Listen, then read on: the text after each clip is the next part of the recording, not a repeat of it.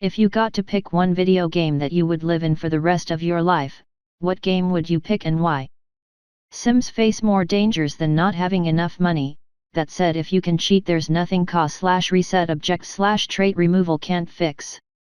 Edit. For those who don't know, many things, illnesses, etc., are tagged on your sim as hidden traits, hence the trait removal cheat can pretty much get rid of any bad long-term condition. Yes, this includes things like teenage phases or being cursed. Format: traits.remove_trait name sim ID, don't include the quotes. Sim ID is optional, it means you can perform this cheat on other than the currently played sim. It's how you age townies, for example.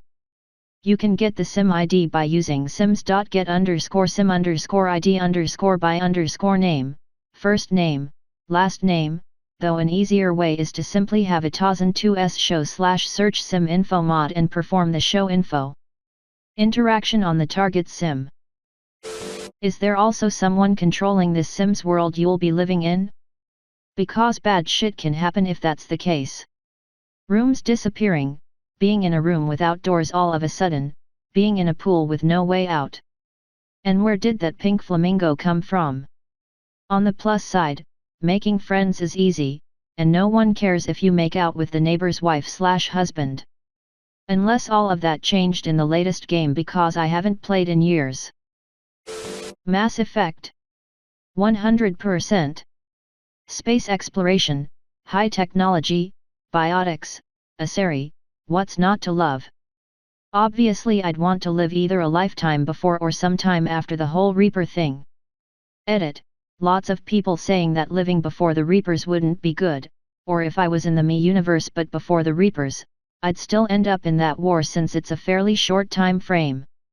That's why I also said or sometime after. Keep in mind that humanity survives in the Milky Way, and recovery progress was already being made. Not everyone jumped ship, as it were, to Andromeda.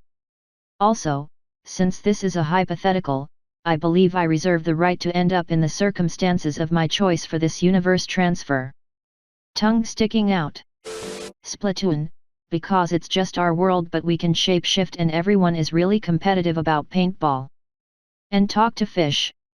I'm not sure I'd want to live in a world where water at best incapacitates you for 5 seconds on contact and at worst kills you, yet there's still waterways and swimming pools everywhere. They're aquatic creatures in the first place, the issue is that the water dilutes your paint so you can't play anymore. Definitely RuneScape. Such a diverse and quirky little world. There's a land for everyone, a true adventurer's world. You could simply retire and settle down somewhere special to you. Maybe it was close to home, you put up a farm in Lumbridge and get to see off the new waves of adventurers. Perhaps help a few who stumble across your farm, or maybe you keep to yourself. Maybe you found a nice foreign land.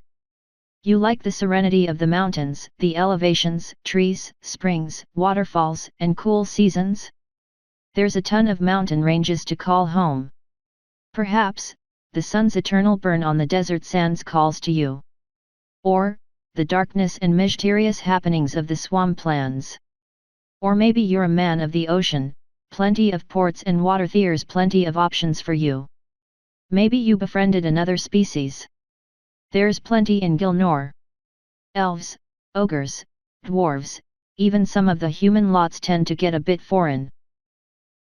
Or maybe you specialize in something, and become a ranking guild member or even a headmaster or an independent patron of the arts.